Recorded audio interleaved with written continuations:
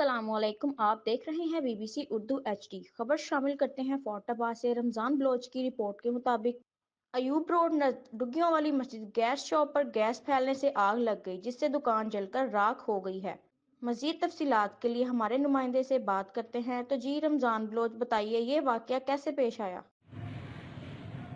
جی، fort آباد میں Ayub road پر ڈگیوں والی مسجد کے قریب خان گیس شاپس میں آگ لگنے سے دکان جل کر راکھ ہو گئی۔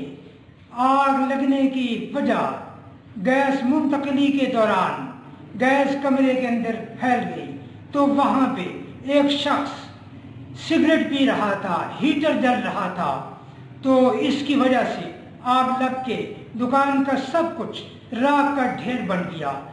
قبل اس کے کہ آگ دیگر کی دکانوں کو لپیٹ میں لے لیتی تو میونسپل کمیٹی کے فائر بریگیڈ کے عملے نے اور دوسروں نے بر وقت آ کر آگ پہ قابو پا لیا اور آگ کو بجھا لیا۔ Ramzan Baloch, BBC B C Urdu H ڈی، فورٹ آباد۔